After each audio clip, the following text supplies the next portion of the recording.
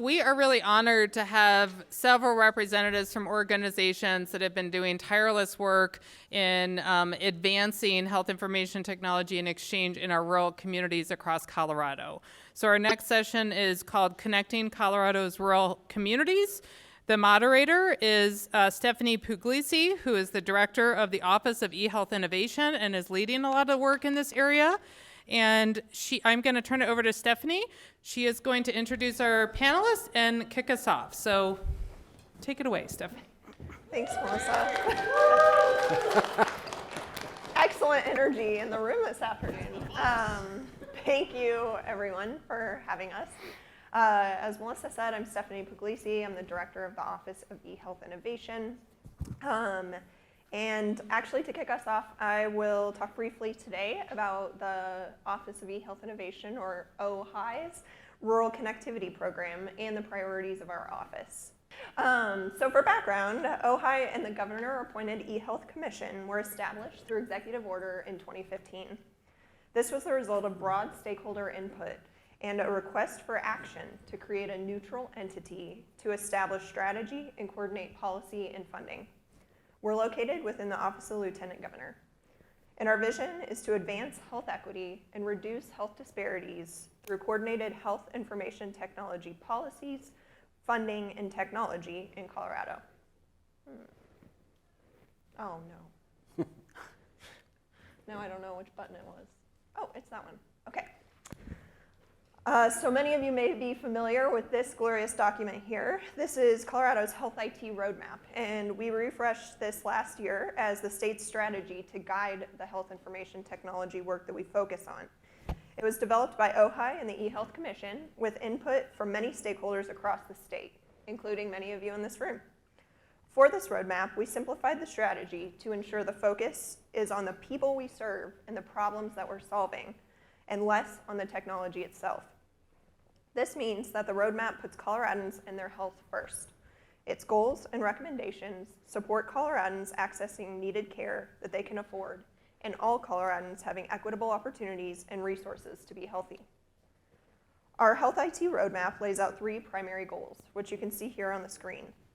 The first goal focuses on equitable access for all Coloradans to their health information.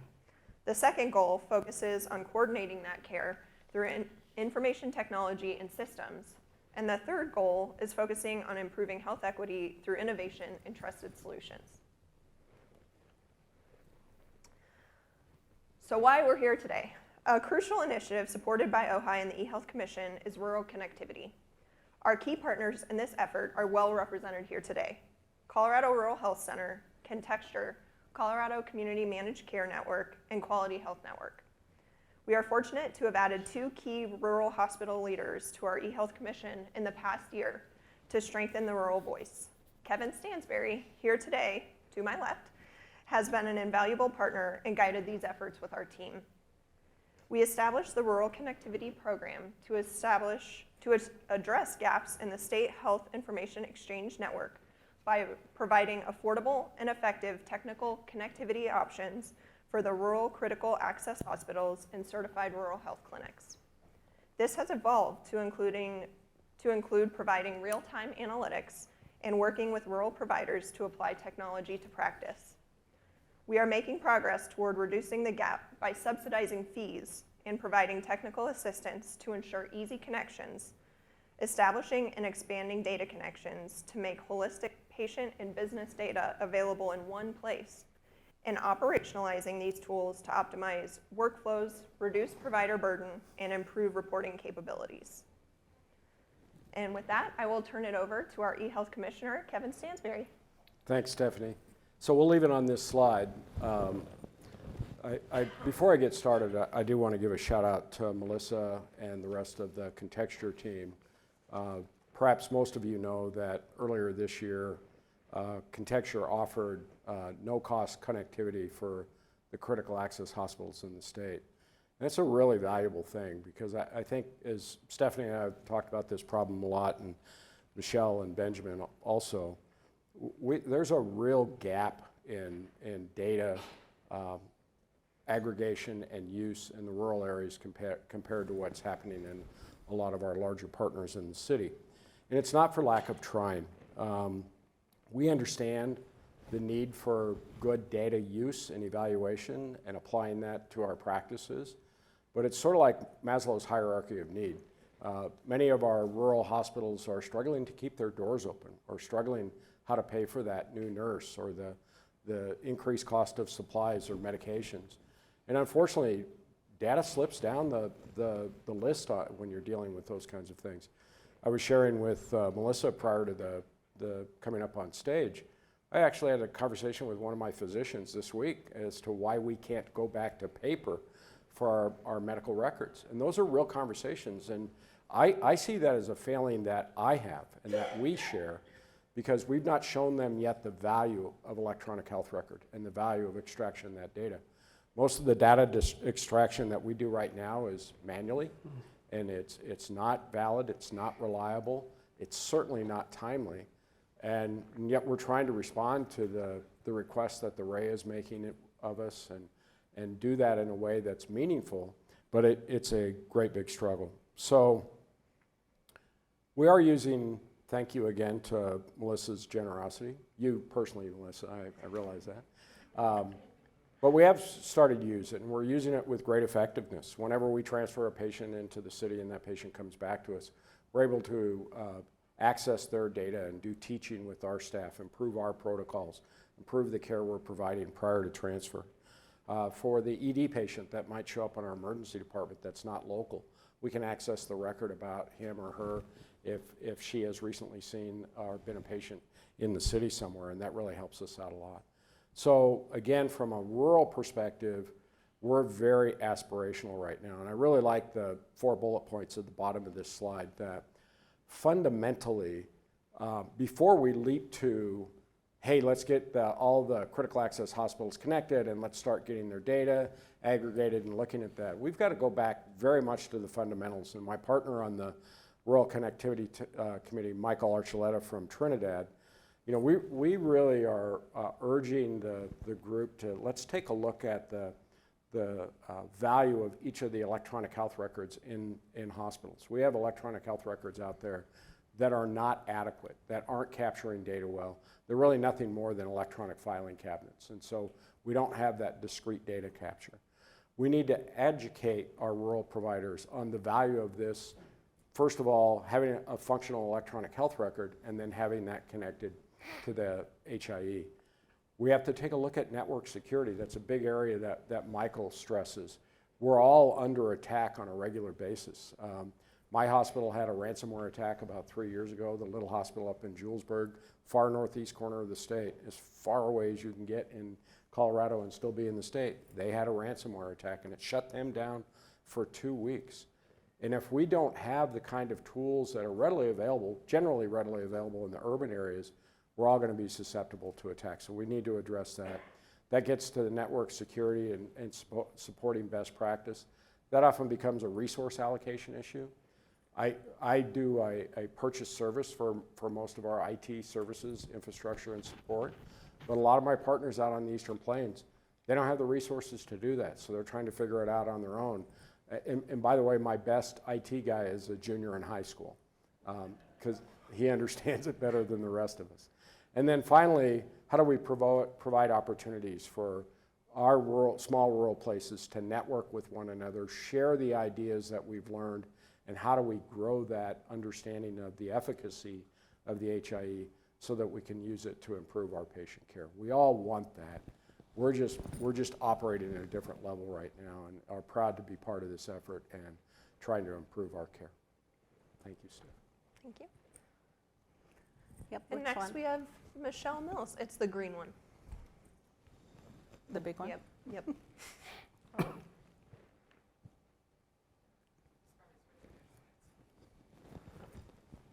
Okay, maybe it's the green one. Hi, everybody. I'm Michelle Mills, and I'm the CEO at the Colorado Rural Health Center. We are the state office of rural health and Rural Health Association in Colorado, established as a nonprofit to support all 47 rural counties in Colorado. So thanks for letting me be here. Yay, thank you. So I wanted to first say thanks to OeHI, particularly to Stephanie and to John, who've done so much work on this. And raise your hand, John, so everybody knows who you are. Hey, John. They've been just such amazing support, really, for this program, and I do thank you guys for that. Also, can't go without saying thank you to HCPF, and thank you to the Lieutenant Governor for supporting this work that is super important. When they went to the joint whatever budget or the joint technology, sorry, I can't remember which one it is, and asked for $6.5 million, that's not chump change. That's a lot of money to invest in our rural communities, and we're super supportive of that and appreciative of it. So this slide is a little outdated, which I'm happy to say, even though I submitted it only a week ago, but of the 84 entities that were eligible for this project, which are 32 critical access hospitals and 52 federally certified rural health clinic, 83 are now connected. So I think we should do a big, huge applause. There were 53 that were left to be connected kind of on this side of the hill, and I would say primarily that's related to their financial situation. So right now we have 22 rural hospitals that operate in the red. We suspect that's going to get a little bit worse once COVID comes in, and obviously things that Kevin has mentioned that are a challenge in terms of technology. But still, we've made progress, which I think is super great. So the Rural Health Center has been providing technical assistance for this program, and one is for that HIE connectivity. And just really want to say thank you to all the team at Contexture for this, because obviously this would not be possible without all of their help and support to do this. And it's been a really great collaboration with them. And I would say, that we're at like level 1 of connectivity, meaning that everybody has access to PC 360, which means things like care coordination are a little bit easier to achieve through the system. But we're going to continue on these efforts because we really need to make sure that folks are bi-directionally connected to the system to have proper exchange of the data. And I know that's HCPF's goal and OeHI's goal and CMS's goal and everybody that cares about value-based payment, right, and moving in that direction. In addition to that, we're providing connectivity resources and technical assistance to the data ball, which the organization CCMCN, and I don't know if anybody's here from that organization today, but really thankful to them for gathering all the data and setting up this data vault. And so I'll just switch here. So right now in the data vault, we've got Civic all-payer claims database, which really is in the last 2 weeks, so yay.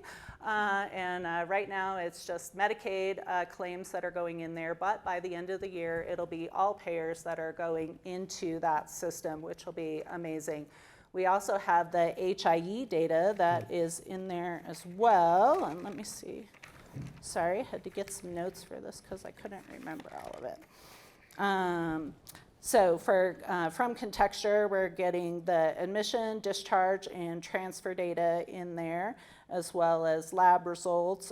From QHN, we're getting that ADT data. From HCPF, we're getting the 834 Medicaid enrollment files. And like I said, Civic, the all-payer claims database. CCMCN has also put out several reports here that were just came up a couple weeks ago, and so those contain things like financial summaries, wellness visit summary analysis, visit detail analysis, risk analysis, care coordination analysis, actual versus expected costs, pharmacy costs and generic use, pharmacy claims analysis, ER visits, facility claims analysis, patient episodes. So there's a lot of data out there and available.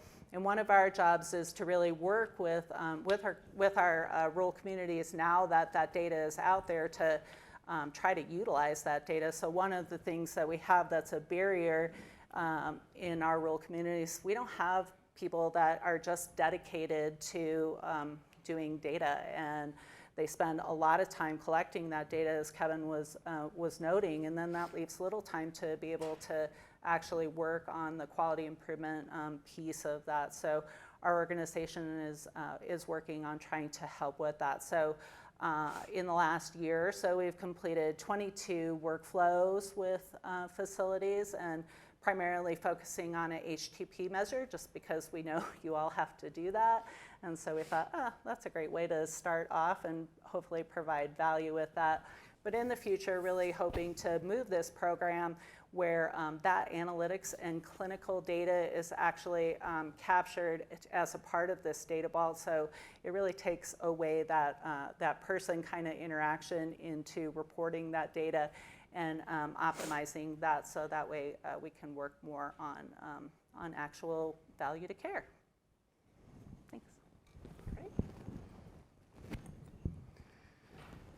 Thank you, and thanks Michelle and Stephanie and Kevin for those comments. I'm a scrappy hospital administrator by trade or training. I'm not an IT guy, and I'm not a data expert. I don't have master's degrees in any of that stuff. I guess if I could be like anybody when I grew up, I would guess I want to be like Kevin Stansbury. I just want to pause as I get into comments here. What Stephanie described about adding 2 rural CEOs to their board is huge. It's not a small thing. I just read and was, I think, venting online this morning on LinkedIn about a New York Times article I read that came out maybe 15, 20 hours ago about the consequence of making decisions about rural America without rural Americans. And so when I hear in this panel, we are moving to make sure that people that live in rural zip codes are a part of the conversation, I just want to hug you, Stephanie, for that, because it's something that most of us in the United States, we don't think about because we've not lived in those places. OeHI is thinking about that. And obviously Michelle lives it. Like this is her jam. So it's really cool to hear that, that you're driving access, coordination, equity, all the good things, and all the things we want to work together. So I'll open my comments with just a story. I was introduced to rural healthcare, or I was introduced to healthcare in general here when I was the CEO of a hospital on the Kansas-Colorado border just east of Lamar, and our daughter got acutely sick with a cardiac condition. And she ended up in a very wildly and poorly coordinated episode of care, being in 3 hospitals in 3 states in 24 hours, and landed at Children's. And on our second day there, this woman walked in, and it was an acute case of supraventricular tachycardia. Her oxygen was at 30%, her heart rate was at 300, and really gnarly things were happening. But I was sitting there as this young father of a 30-day-old, first-time dad, and a woman walked in and said, "Hey, my name is Lucia, and I'm here to ensure that your daughter doesn't get sick and no one else gets sick from avoidable stuff on the floor. I'm wondering if I can have your commitment as she sanitized her hands. Can you commit to sanitizing yours?" And I said, "Sure, I'm in." And then she proceeded to mop the floors and clean the toilets. She was the housekeeper. And what I took away from that experience as it relates to this is this woman was largely invisible by design to the healthcare delivery system, and she was saving lives. And that's how I see the work that many of you are doing. Most people will never know to thank you for connecting. When I got to Kearney County Hospital, we needed $1 million in immediate IT upgrades to our hospital to keep it functioning. Our servers were about to crash. They were 7 or 8 years old, and they were about to crash. Nothing was on a cloud. We were really isolated that way. And then we needed another $1 million EMR upgrade if we were going to engage with an HIE. Like, we weren't even in that universe yet.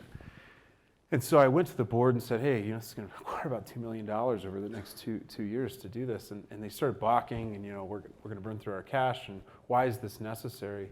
And I just got down to brass tacks. People die if we don't. We okay with that?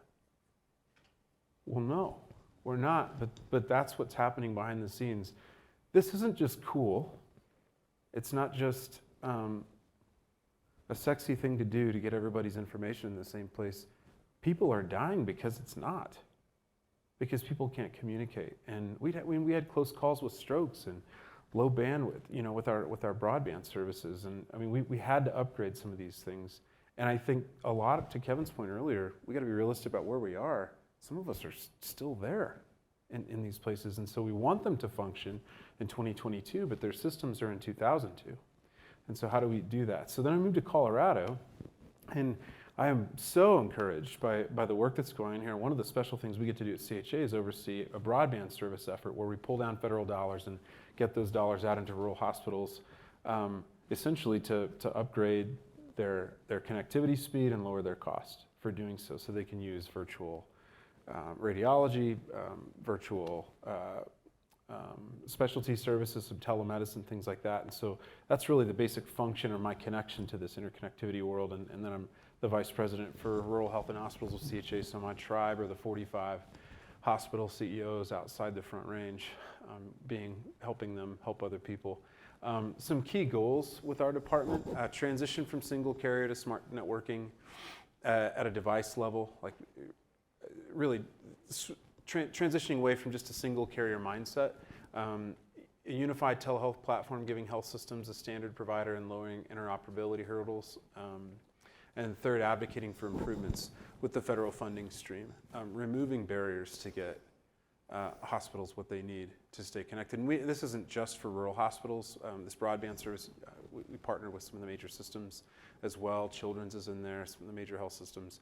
And so just improving access to broadband services and leveraging those federal dollars and pulling them down. So these are some basic goals. Where do we go from here? And I'm hoping this helps further along a conversation with this panel in the last 20 minutes. This is a change management tool I'm going to introduce to you that we used when we were updating our systems when I was a CEO. And we use it now regularly within the Colorado Hospital Association's strategy. And it really comes down to a simple six-question tool. And I'm hoping that you'll think about, process, take this with you. It's a do something new or different on Monday morning challenge. First, to Kevin's point earlier, we've got to be realistic around this and start somewhere. Pick one meaningful thing to improve in this space of interconnectivity, interoperability. One thing, and don't make it the hardest thing. A simple thing. Work toward the hard later, but start with the easier. We get discouraged because we're difference makers. We want to jump to the hardest and earliest thing, and then we get discouraged and we quit. So start with something simple and easy. Second, who are the stakeholders? Who could help us? Who would care about this outcome that we're choosing to improve? Who would care about it? Let's do that. Let's find them. Let's develop an exhaustive list, not just the obvious ones. OeHI and a few people that are on their board and CRHC are obviously doing this key work, but who are the other stakeholders that we're not thinking of right now that would want to see that outcome improved? Third question is, where could each stakeholder contribute? Let's ask them and let's think through, well, what could they contribute to improving this outcome? Because we all come with something different. And the fourth is, well, why isn't it already happening? And this is perhaps the most challenging question because it requires humility that sometimes I forget. Because it requires me looking into a system and admitting that something I'm doing is not right, or something we're doing as a system's not right. But if we don't think through this one, the barriers to progress, then we end up snagged on question 4 as we're already well into implementation and resources and others are wasted. The fifth question is, well, how do we measure success? If we don't measure it, it doesn't matter. If no commitment to measurement is no commitment at all, how are we humanizing the work we're doing and measuring it to know that it measurably improved the lives of the people that we're serving? And the last one is, when do we want to see progress? When do we expect to see progress? We have all those together. We answer that, we implement the one thing, and then what do? We start over. We do it again. And we do it again, and we do it again. Sometimes in rural communities, and maybe this is human nature, we slip into a victim mindset and say, well, we're waiting on Baltimore, or we're waiting on DC, or we're waiting on Denver to fix our problems because this requires this policy change and that policy change. And one thing I'm sure of after 15 years in this work is that we don't have to wait on the government to fix our problems. There are things we can do now. Policy is surely helpful. Oh my goodness, policy is helpful. But we can inform policy with our practical, scrappy, hardworking innovation by solving simple problem after simple problem after simple problem. I'll close with this. I have a friend of mine who's at the University of Texas Health Science Center in San Antonio.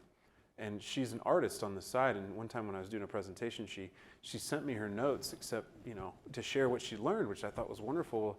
I discovered that her notes weren't chicken scratch and bullet points like mine are. They're brilliantly crafted images. And I called her, this is how she takes notes, and I called and said, can you help me illustrate how important it is to stay connected for this group? And she sent me this picture.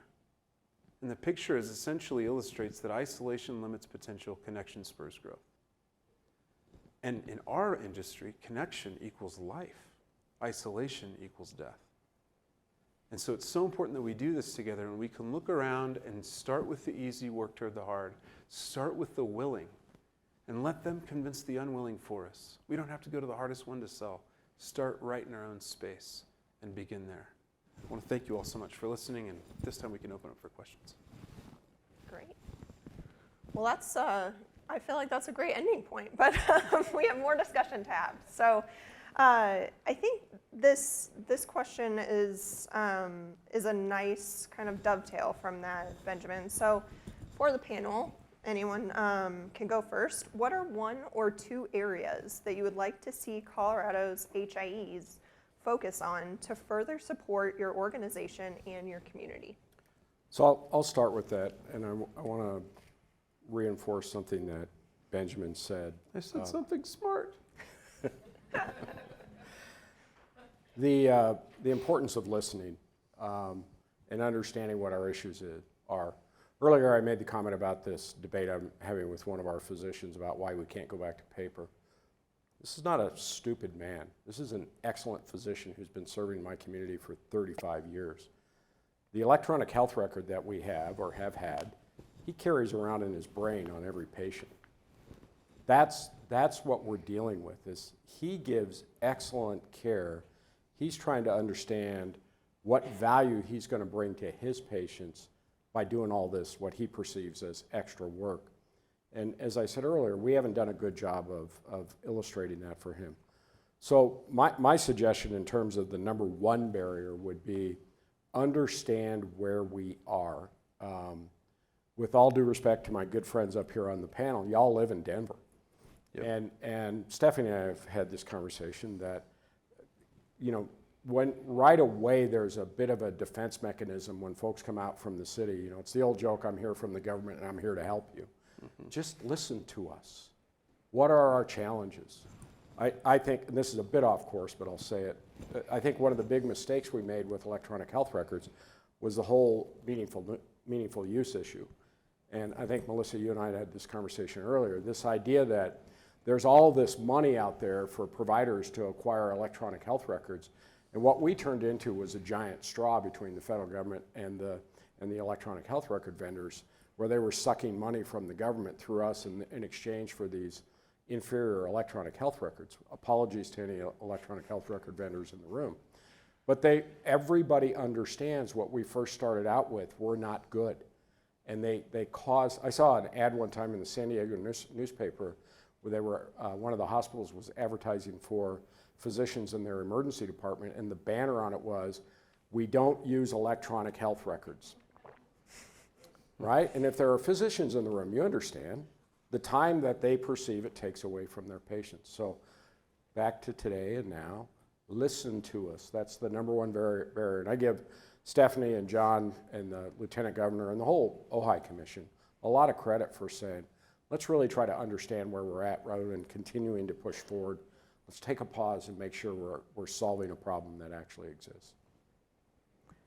And I would say that Kevin's right, we need to listen to people. So last year we conducted an environmental scan. We had 51 of the 84 entities complete that. What we heard was connection to the HIE is too costly. And so thank you, Contexture, for listening and making that free for our critical access hospitals and rural health clinics. I really do think that's going to make a big, huge difference. One of the other things we heard through that survey was broadband, right? Not necessarily broadband at the facility itself, but it's the broadband that's, for the folks that are out there that are up on the hill or down in the valley and they can't connect to services. And that's a problem, especially as we're starting to have workforce shortages, we're trying to maybe use telehealth as an option for that. It's just not necessarily attainable for folks. And I know that there is about $100 million or something like that coming into the state for ARPA funds, and so I think hopefully that will help, and hopefully Ben at CHA, you guys will be very vocal about that and appreciate that very much. And then I would also say telehealth is the other area that we heard. When we provide telehealth visits, by we I mean Kevin's facilities and others across the state, it doesn't cost any less to provide that care. So we really need parity with payment as an in-person visit, because a lot of times time is spent, trying to help the patient connect, like, oh, where's my video, or where's the, mute button, things of that nature. And so it just takes a lot of time, and, and you can see why doctors and other providers just get frustrated with some of that, because they just want to help the patient, not deal with technology. I would say for the HIE, other things that you all could do is we are in desperate need of an analytic program that is offered out to our rural communities that can connect all this data together. And one of the things, that we just really hear that it's so hard for people, and you might say, well, you only have 6 patients a month or something like that. But yeah, that person who's responsible for collecting that data also has 4 other jobs that they're doing, which might also be on the floor kind of a thing. And that's just very hard. So I think if there's any way you can collect clinical data that is rural relevant within the system and enable that, that would be very helpful. And also very helpful if you could provide it for free, please. So if I may add a bit of an anecdote to Michelle, sorry Ben if I'm stepping on you, but I want to shout out to HICPUF. Matt, I know you're in the room. I'm not sure who else is from HICPUF, but we hosted Kim Bimsteffer at my hospital recently, and we were talking about this issue, availability of broadband, and she said, well, I'm looking at the map and it says you have broadband throughout your service area. Well, what we had to explain was, yeah, we have broadband on all the roads throughout our county and most of our service area, but as Michelle was alluding to, it doesn't go the last mile. So the house may be a quarter mile or half mile off the road. Much of my service area doesn't even have cell service. So if I send a home health nurse out 60 miles to see a patient in the far reaches of my market area, she'll see the patient and then she runs to the top of the closest hill, sometimes literally runs, to try to get cell service where she can enter in the stuff on the electronic health record. That happens in my hospital almost once a week. You bet it does. So those kinds of things are happening. In terms of your point about data collection, again, a shout out to Matt.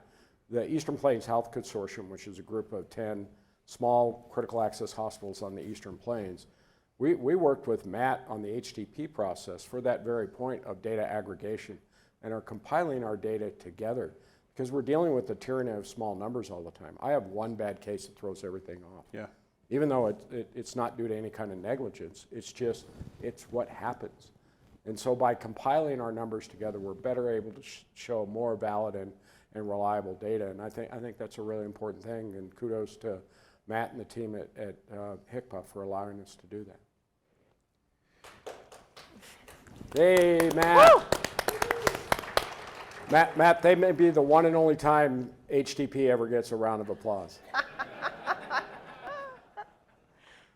Without lettuce being tossed in. I like what both of them are saying. I think problems are almost always best solved by people closest to them. Solutions almost always come from people closest to the problem. And And I think it's really important that we engage people that way, that we ask them questions, not coming to them as we often do in hospitals, asking if the sheets were soft and if the bed was comfortable and if the nurses were nice to them.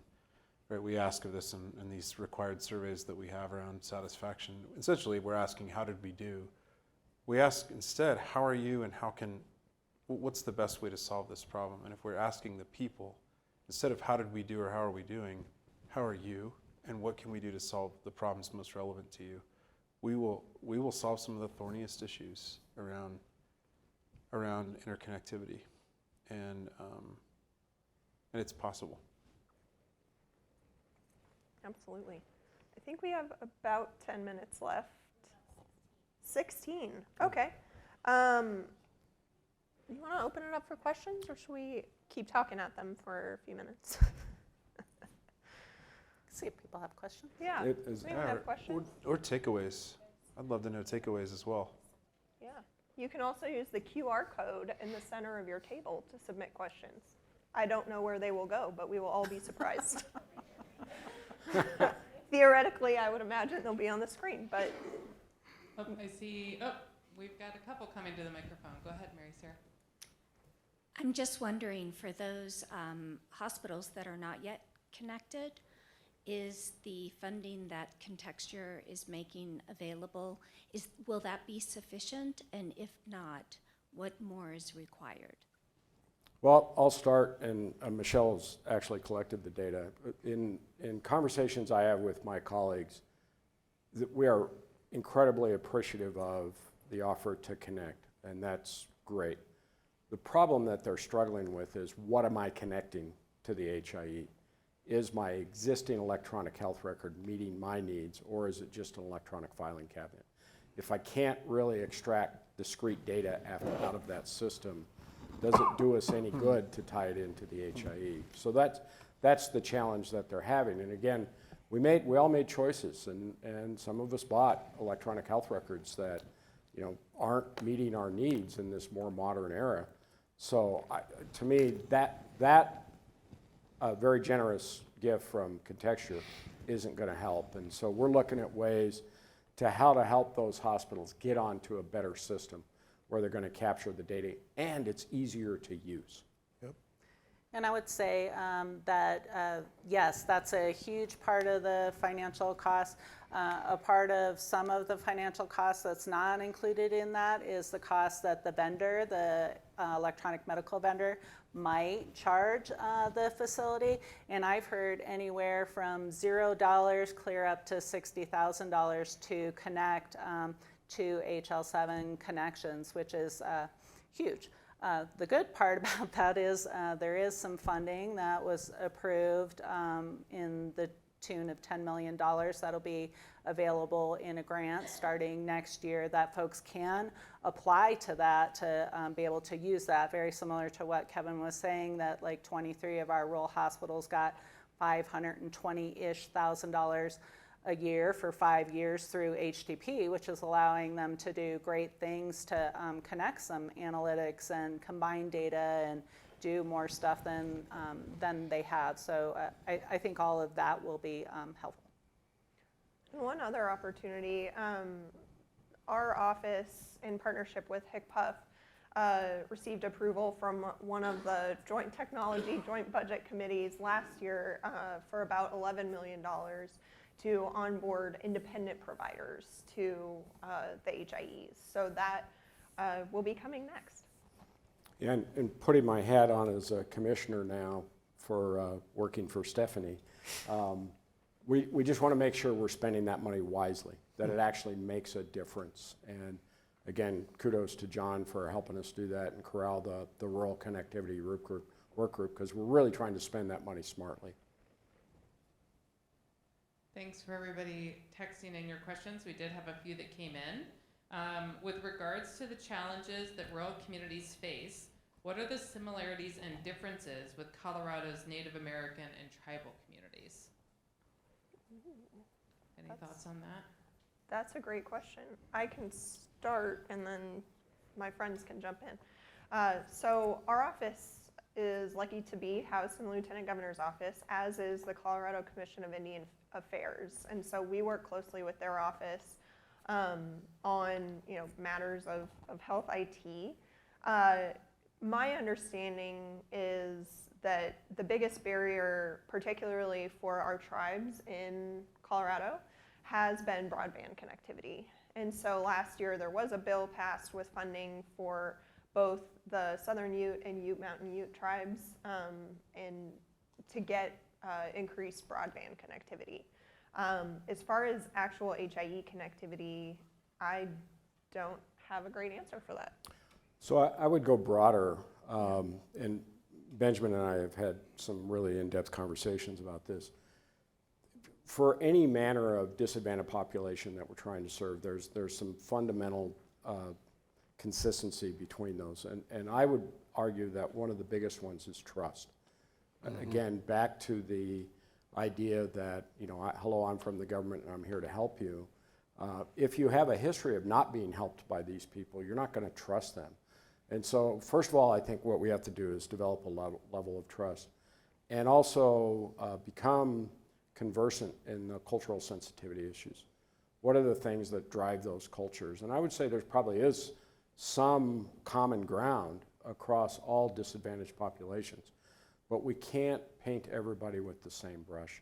The solution that happens on the Ute Indian reservation may be very different than what we do in Carville, Colorado, because they're just different populations. Ben is a man of great experience, and talk about your experience with the largest population of, were they Ethiopian? East Africans. East Africans. Yeah, I think there's In some Western similarities Kansas. between. Yeah, I lived next to the world's largest beef packing plant and next to the world's, or the nation's largest feedlots. So on a summer day, just close your eyes and take a breath. Imagine That's country what money, kind of Ben. money that smelled like, right? They say it smells like money. I say that's nonsense. But what they did is they pulled people in from all over the world to work in the plant and on these feedlots, and they weren't going to engage people. They weren't going to engage without trust, and trust takes a long time to build, and it requires keeping promises, showing up when you say you do what you say you do, what you say you're going to do. And I think once that trust is established, then instead of leading off with broadband, which they may or may not even understand the value of, we lead with the application.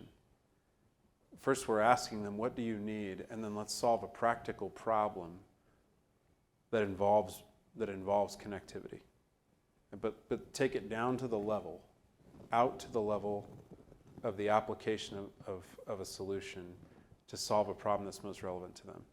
Then doors open around connectivity, doors open around broadband, doors open around accessing some of these funds, because if we ask them, they'll say these are the things that are keeping us up at night. These are the things that are keeping us ill.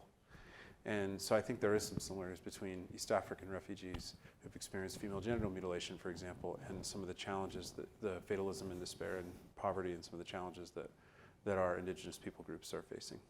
But it starts with trust. That's right.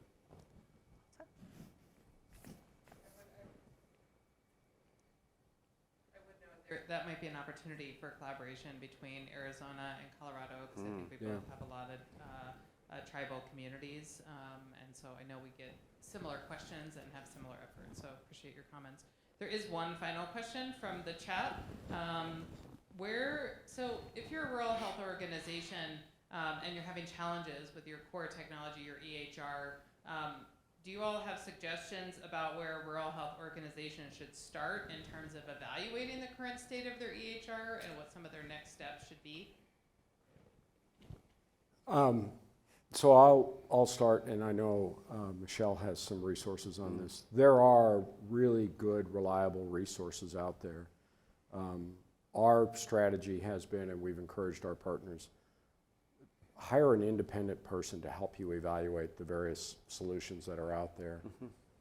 Thoroughly evaluate the system. Travel. We just bought we're going from 4 separate electronic health records, none of whom talk to each other, to a single platform that's going to cover everything. To reach that solution, we travel to a bunch of small hospitals all over the country, trying to find that one that was going to best meet our needs. There's no perfect solution. For a while we joked we're looking for the best, worst solution.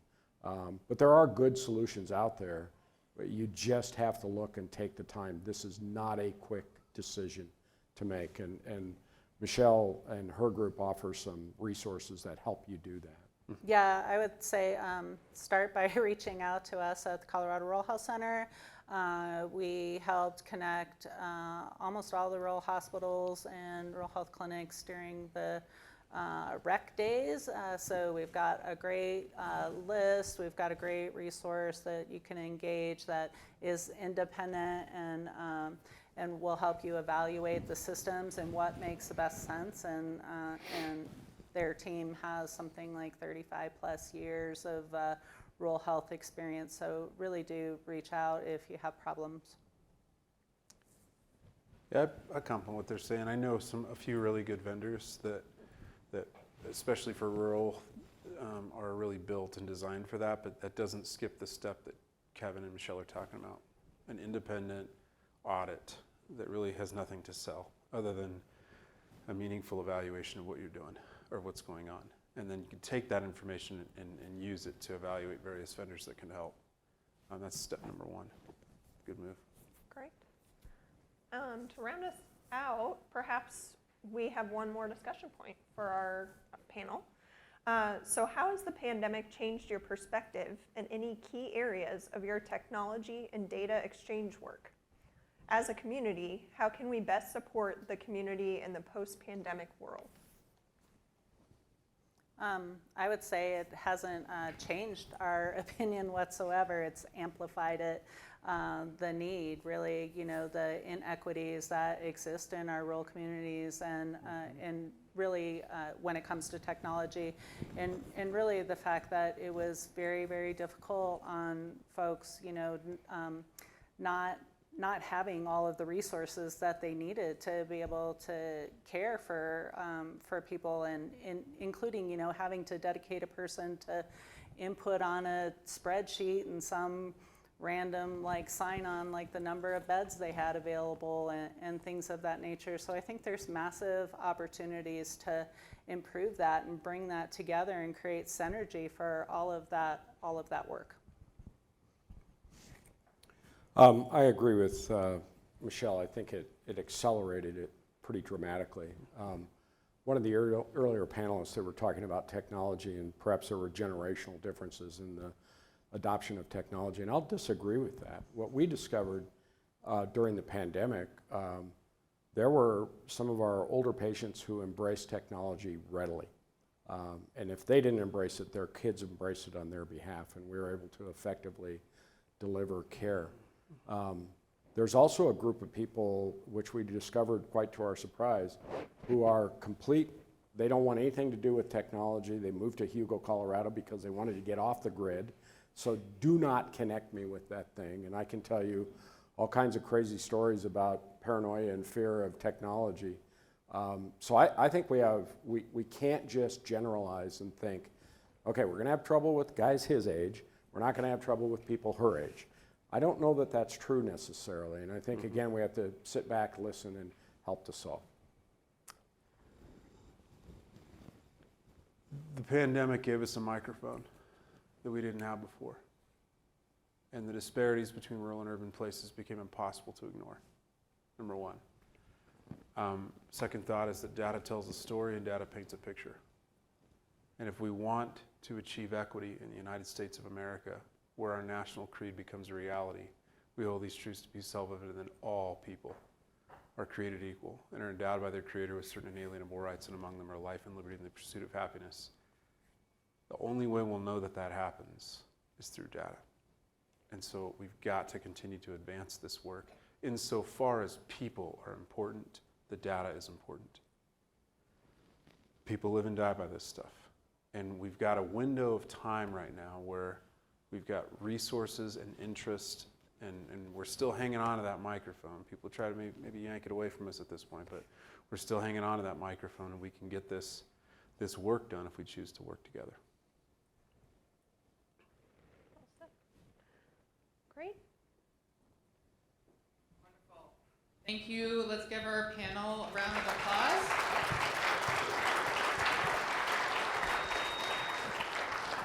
clearly a lot of work we still have to do with rural connectivity, but really appreciate everybody's perspectives and everything we can do when we work together.